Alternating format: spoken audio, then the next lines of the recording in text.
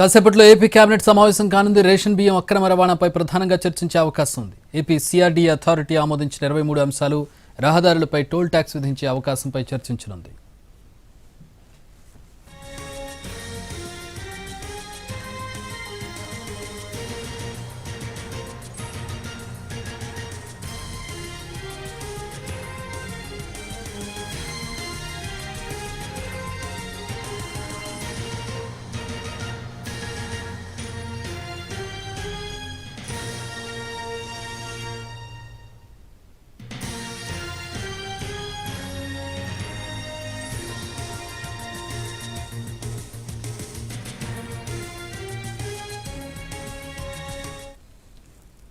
కాసేపట్లో AP cabinet సమావేశం కాబోతుంది. రేపు జరగాల్సిన ఈ కేబినెట్ భేటీ ఈ రోజే జరుగుతోంది. ప్రధానంగా రేషన్ బియ్యం అక్రమ రవాణాపై చర్చించే అవకాశం ఉంది. అలాగే ఏపీ సిఆర్డీ అథారిటీ ఆమోదించిన 23 అంశాలను, ఇక స్టేట్ హైవేలపై టోల్ ట్యాక్స్ విధించే అవకాశంపై చర్చించబోతోంది.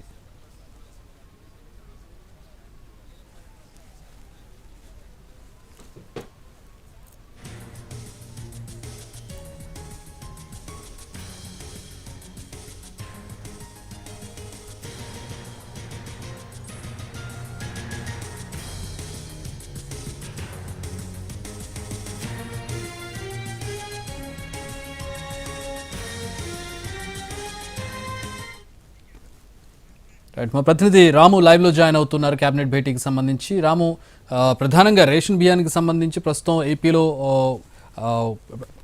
అధికార పక్షం అలాగే ప్రతిపక్షానికి సంబంధించి ఆరోపణలు, ప్రత్యారోపణలు, విమర్శలు చూస్తూ ఉన్నాం.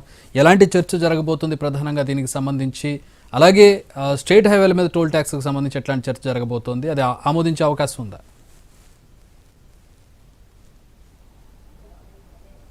ఇప్పటి వరకు కూడా 3-4 రోజుల నుంచి కూడా చాలా సీరియస్గా అయితే చర్చలు జరుగుతున్న పరిస్థితి అయితే ఉంది. పీడిఎస్ రైస్ ఎగుమతికి సంబంధించిన అంశం మీద అయితే ఇప్పటికే నాదెండ్ల మనోహర్ ఒక పక్కన వెళ్ళడం, అలాగే డిప్యూటీ సీఎం పవన్ కూడా వెళ్ళి అక్కడ విజిట్ చేయడం, ఆ తర్వాత వచ్చి సీఎంతో నిన్న భేటీ అయిన నేపథ్యంలో కూడా సీఎం సమావేశంలో కూడా చాలా క్లియర్గా దీనికి సంబంధించి మాట్లాడినటువంటి పరిస్థితుల్లో ఈరోజు జరగనున్న కేబినెట్ సమావేశంలో మరికొద్దిసేపట్లో ప్రారంభంగానుంది. ఇప్పుడే సీఎం చంద్రబాబు కూడా కేబినెట్ సమావేశానికి వచ్చినటువంటి పరిస్థితి అయితే ఉంది సెక్రటేరియట్కి. ఇదే నేపథ్యంలో ఈ కేబినెట్ సమావేశంలో ఈ ముఖ్యమైనటువంటి అంశాల మీద ఖచ్చితంగా ఈ పీడిఎస్ రైస్కి సంబంధించి ఎటువంటి చర్యలు తీసుకోవాలి, లీగల్ ఇంప్లికేషన్స్ ఎలా ఉంటాయి, న్యాయపరమైన చట్టపరమైనటువంటి అంశాలని ప్రధానంగా తీసుకుని ఏ రకంగా కేసులు పెట్టచ్చు, ఏ రకమైనటువంటి అంశాలని దీనిలో తీసుకోవచ్చు అనే విషయం మీద కూడా పూర్తి స్థాయిలో చర్చించేటటువంటి అవకాశం ఉంటుంది. ఇప్పటికే ఇంటెలిజెన్స్ ఏడీజీతో అలాగే డీజీపీ ఏపీతో కూడా పూర్తి స్థాయిలో దీనిపైన చర్చించిన నేపథ్యంలో, మరొక పక్కన అదే సమయంలో ఏపీ సీఎస్ కూడా వచ్చిన నేపథ్యంలో పూర్తి స్థాయిలో అధికారులతో చంద్రబాబు దీని గురించి చర్చించినటువంటి పరిస్థితి అయితే ఉంది. అయితే సీఎం చంద్రబాబు దగ్గర జరిగినటువంటి సమావేశంలో కూడా ఒక నిర్ణయం వచ్చినట్టుగా కూడా తెలుస్తుంది. దీనికి సంబంధించి కాకినాడ పోర్టు వద్ద ఒక చీఫ్ సెక్యూరిటీ ఆఫీసర్ను ఏర్పాటు చేయాలి. ఆయన ఆధ్వర్యంలో 3 షిఫ్టుల్లో కూడా అత్యధికంగా సెక్యూరిటీని ఏర్పాటు చేయాల్సినటువంటి పరిస్థితి అయితే ఉంటుంది. ఇప్పటి వరకు కూడా షిఫ్ట్కి 6 చొప్పున మొత్తం 36 మంది, అంటే 24 నుంచి 36 మంది మధ్యలోనే అక్కడ సెక్యూరిటీ ఉన్నారు. అది కూడా సరిపడేటటువంటి సెక్యూరిటీ కాదు. అందువల్ల ఒక షిఫ్ట్లో సెక్యూరిటీని మిస్ చేసి ఆ టైంలోనే ఈ రకమైనటువంటి అక్రమాలు చేస్తున్నారు అనే విషయాన్ని కూడా మంత్రి స్వయంగా తానే తెలుసుకున్నటువంటి నేపథ్యంలో అక్కడ సెక్యూరిటీని పెంచేటందుకు కూడా ఏ రకమైనటువంటి చర్యలు తీసుకోవాలి అనే అంశం మీద కూడా పూర్తి స్థాయిలో చర్చ జరిగినటువంటి పరిస్థితి అయితే ఉంది. దీనికి సంబంధించి కేబినెట్ లో కూడా ఈరోజు ప్రత్యేకంగా అటు పవన్ కళ్యాణ్ కావచ్చు, ఇటు నాదెండ్ల మనోహర్ కావచ్చు, ఈ అంశం మీద పూర్తి స్థాయిలో చర్చకు తీసుకొచ్చేటటువంటి పరిస్థితి అయితే ఉంది. అంటే ఈ చర్చ పూర్తి అయిన తర్వాత ఇంకా మిగిలినటువంటి అంశాలు ఏవైతే సోషల్ మీడియాకి సంబంధించినటువంటి కేసులు ఉన్నాయి, వాటికి సంబంధించిన వరకు ఎంతవరకు కేసులు పెట్టారు, ఇంకా పెట్టాల్సినటువంటి అంశాలు ఏమైనా ఉన్నాయా, లేకపోతే ఇక్కడ దాకా ఉన్నటువంటి మీద చర్యలు ఎంతవరకు వచ్చాయి, వాటి యొక్క పరిశోధన కావచ్చు, వాటికి సంబంధించినటువంటి విచారణ కావచ్చు ఎంతవరకు వచ్చింది అనే అంశాల మీద కూడా కొంత చర్చించేటటువంటి అవకాశం అయితే ఉంది. అలాగే ప్రభుత్వం తీసుకుంటున్నటువంటి పాలసీలు ఏవైతే ఉన్నాయో, ఇప్పటిదాకా ఇచ్చినటువంటి పాలసీలు, వాటికి సంబంధించినటువంటి ఇంప్లిమెంటేషన్, వాటిని ఎంతవరకు వచ్చాయి, క్షేత్రస్థాయిలో ఎలా ఉంది అనే విషయాలను కూడా